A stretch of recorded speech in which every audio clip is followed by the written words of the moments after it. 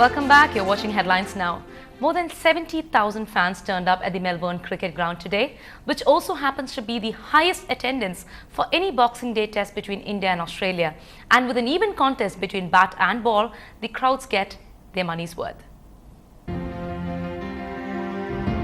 Over 70,000 fans, two hungry teams, one incredible stage for a test match. The Aussie openers grabbed the initial momentum. Debutant Ed Cowan and David Warner bringing up 46 for the first wicket in double quick time. Melbourne, they say, has 4 seasons in one day, and this is why. The first breakthrough came immediately after the rain break, Warner falling to Umesh Yadav for 37. Yadav struck again in his very next over. Sean Marsh gone for a duck. With 2 wickets under his belt, Yadav was on fire. Not the kind of knock Ricky Ponting was looking for. But this is why the likes of Dravid and Lakshman have called punter India's biggest threat. Ponting and Cowan staged a fight back, the first 100-plus third wicket stand for the Aussies this year. Yadav put an end to the 113-run stand. Ponting gone for 62 with Australia at 159 for 2. Cowan and Michael Clarke then put on 46 before Zaheer Khan struck for the first time in the match. Clarke gone for 31. And this is what it did for Zach's confidence. An unplayable delivery to Michael Hussey first up. However, replay showed Mr. Cricket was unlucky.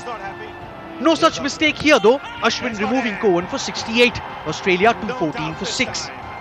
India had got into the Aussie tail, but Peter Siddle frustrated the visitors as Australia went to stumps at 277 for 6. Michael Hussey was dismissed for a first ball duck today, and even though it was a snorter of a delivery by Zaheer Khan, one would have to say that the Australian batsman was unlucky to be given out. No wonder then that E.D. Cowan was quick to criticise the ICC for not having a consistent rule as far as the decision review system is concerned. Been a consumer of the game for so long, this is day one on the job for me. So, as someone who loves their cricket and has watched a lot of cricket, I just don't understand why it can't be handed down by the ICC to be uniform in all games. And that's me speaking as an outsider, not as someone who's been in the bubble for a long time.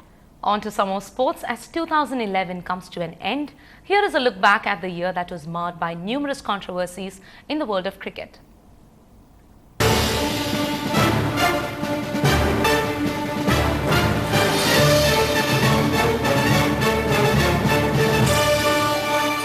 Controversy sells. That was the underlining theme with which Greg Chappell, Shoaib Akhtar and Graham Swan released their autobiographies. While Chappell and Akhtar have long suffered from the foot-and-mouth disease, the usually humorous Graham Swan pushed the envelope by criticising teammate Kevin Peterson.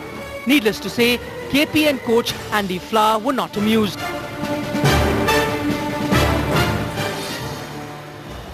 But who can be more amusing on the cricket field than this man? The Gale Storm single-handedly took Bangalore to the IPL final, only to be reduced as a spectator when West Indies played India because of differences with his home board. Differences with the board was exactly the reason why Kochi was thrown out of the IPL. Failure to submit a bank guarantee forced the BCCI to terminate their contract. The real termites, the ones that were eating away at the credibility of the game, also met their fate in 2011. Guilty of spot fixing, Salman Butt, Mohammad Asif and Mohammad Amir were sent to jail.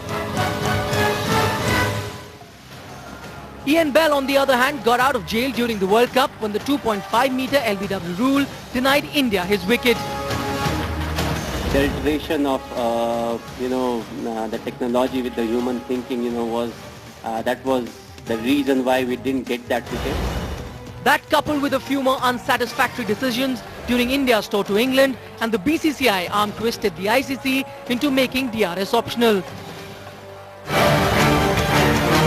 Option is what the Indian skipper had to during the Trent Bridge test. According to the rule, Ian Bell was out. But keeping with the spirit of the game, the Indian skipper decided to call back the English batsman, a gesture that would see him win the Spirit of the Year award. That's another thing that the Indian team decided to skip the annual ICC Awards in London, despite being in the same city on the same day. He cried in 1996, and 15 years later, he cried again, talking about the same match. Vinod Kamli insinuated that skipper Mohammad Azharuddin fixed the World Cup semi-final versus Sri Lanka by electing to field first.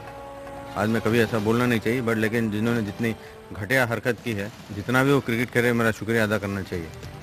Don't know about Kamli? We certainly are saying shukriya now that another controversial year in cricket has come to an end. And that brings us to the end of this bulletin. This is Anu George Kandanathoppal for NDTV Hindu. And I will be back with more news and updates in 30 minutes. So stay tuned.